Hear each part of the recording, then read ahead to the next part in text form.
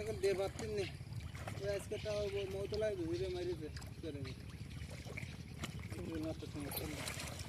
মাছ যে আরে ভাসটিছে তো মনে হচ্ছে খাবার কম কম হয়ে গেছে ওদের নাকি ভাই?